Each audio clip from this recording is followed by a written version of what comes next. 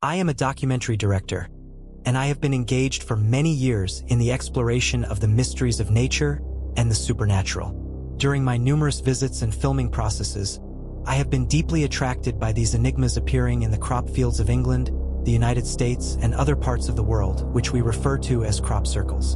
The mystique and fascination of crop circles stem from their inscrutable nature. These patterns, which at first glance are exquisitely bizarre shapes in the crops, are indeed cloaked with secrets. Many swear that these are the works of extraterrestrials, others suspect them to be agricultural phenomena, and some conjecture them to be elaborate hoaxes. In my journey of investigation, I have focused on various angles. I interviewed local farmers who are afraid to venture out at night, claiming that such strange patterns appear in their fields every year. I also met with scientists and researchers who specialize in studying crop circles, interpreting this phenomenon from perspectives of mathematics, physics, astronomy, and agricultural science. I have spent considerable time walking into those fields blanketed by mysterious designs. Looking upon these complex formations from the sky, some designs are simple and clear, while others are dazzlingly intricate. They are undoubtedly the products of exquisite workmanship and artistic excellence. And to some extent, I felt a dichotomy, as if they partly belonged to this world and yet transcended it. I met individuals who call themselves circle makers, claiming to have created these anomalies using simple tools like sticks and ropes. However, this practice is contested. Complex crop patterns require a high degree of geometric knowledge and craftsmanship, and creating such work in lightless conditions seems nearly impossible. Furthermore, some crop patterns appear in places that are difficult to navigate, such as steep hillsides and wide rivers, making the theory of human creation even more challenging. Later, I went to investigate in an ordinary village in England, where a newly emerged crop circle became our expedition's destination. Under the clear moonlight, my team and I wandered amongst the patterns, which were as complex as colossal geometric artworks. Even the enigma could not hide its own marvel, for the lines and curves were etched with precision, rivaling the work of master artists. This quiet inquiry was interrupted by an inexplicable unease. First, the discomfort of the cameraman. His face turned pale, his lips quivered slightly, claiming that he felt watched by an unseen gaze. Shortly after, the image technician reported equipment failure. Those devices that had been tested countless times suddenly went silent. Tension began to spread, and it felt as if a heavy burden was placed on everyone's shoulders.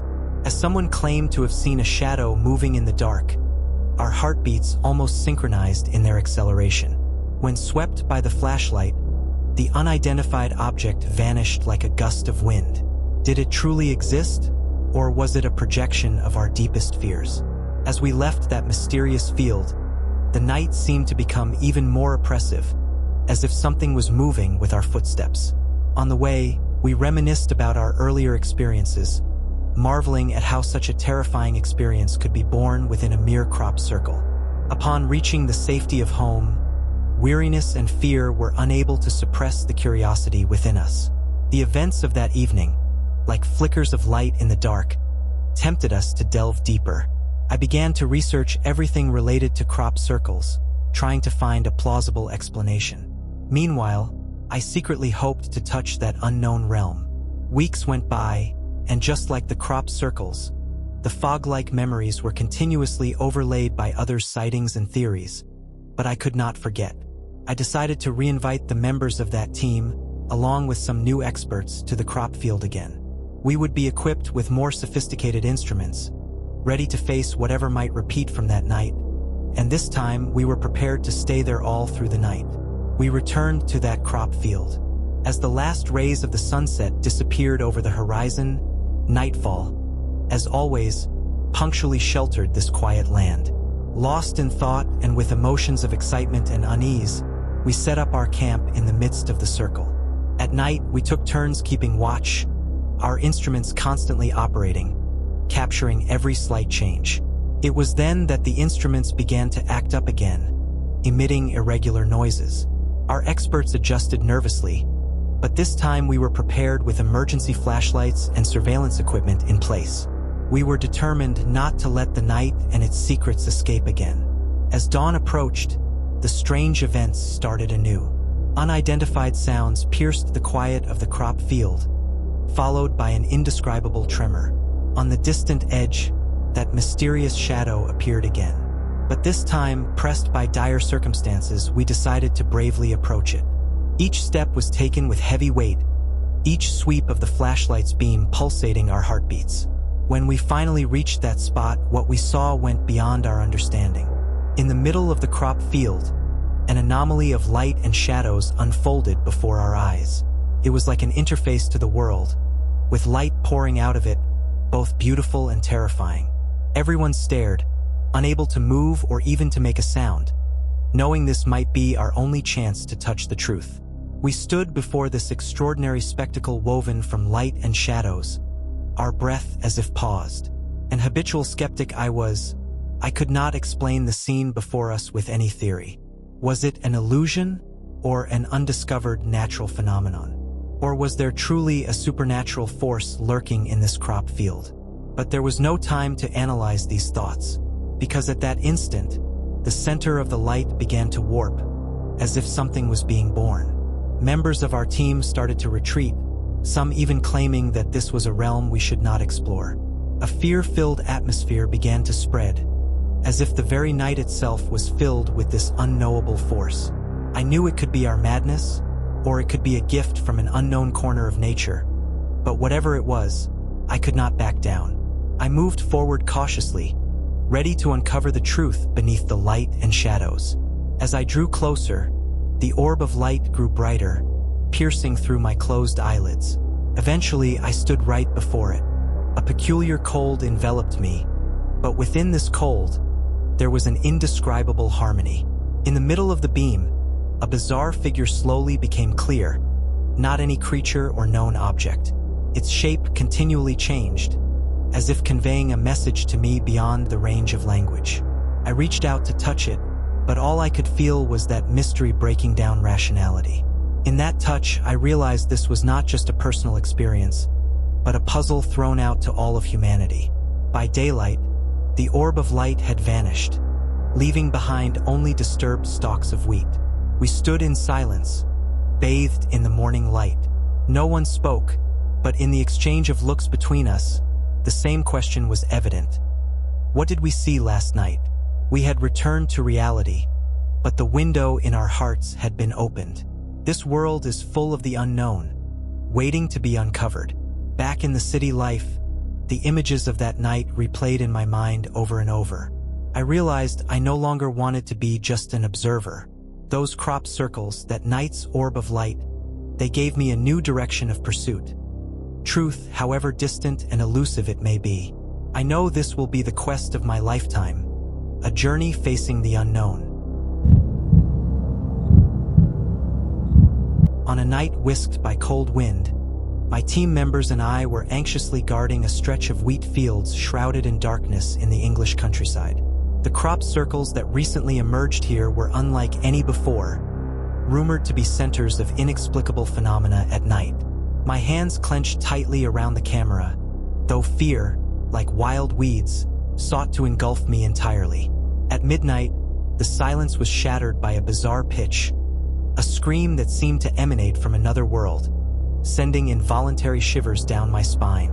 As we listened intently, trying to discern the origin of the noise, the wheat within the crop circles began an unimaginable dance. Each stalk seemed to be directed by invisible fingers, not merely swaying but partaking in a disturbing ritual. The stalks rose and interlaced, casting small, humanoid shadows that convened in the dark for an ominous gathering. This phenomenon turned all our expectations to dust. My camera was securely focused on the dance within the darkness, despite the terror that was indescribable. The wheat seemed to respond to the nocturnal screams, their movements growing more intense and distorted in rhythm. I could almost sense a powerful and mysterious connection among them, as if controlled by magic or some unknown force from deep beneath the earth. Suddenly, the stalks began morphing into frenzied scarecrows, twisting their biomimetic limbs and emitting anguished, theatrical screams. The entire scene felt like a hallucination, absurd and unbelievable. My companions, some praying, others crying, and a few standing in shock, were completely appalled by the bizarre spectacle. The footage of this scene became an unbearable weight on my conscience. Upon returning to the civilized world, I attempted to explain what I had seen, but was met with reactions as if I were mad. The nightmare of the dancing wheat field became an intolerable burden, as if it was not only real but a carrier of some unknown secret. But what was the secret? I knew the world was no longer as simple as I had once believed. Night after night, the same nightmare plagued me. In this relentless dream, I stood in that distant wheat field, no longer a quiet wilderness but a dense congregation of wildly dancing scarecrows. They formed a circle, as if for a ritual, constantly twisting their forms, emitting ear-piercing screams. I attempted to flee, but no matter how hard I tried, my feet were planted deeply in the earth, immovable. The scarecrows gradually closed in, their faces expressionless, but I could sense the gleam of joy in their eyes through the dark. The situation turned even more terrifying. Scarecrows started pulling out strands of burning straw from their bodies, tossing them into the sky. The flames illuminated the entire field, turning night into day. I felt my shadow distort under the glow of the fire, dancing just like the scarecrows.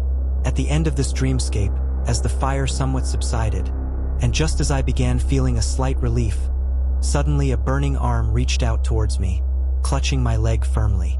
Lowering my gaze, I found my body gradually turning into straw, my screams submerged in the burning silence.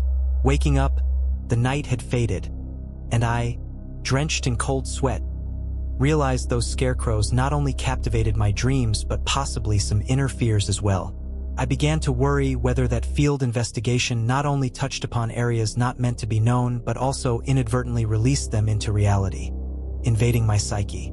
This unease grew deeper, leading me to speculate whether those eerie limbs in the field were part of an unfinished curse, and I, merely chosen to complete this ritual. After many sleepless nights, I could no longer endure such torment.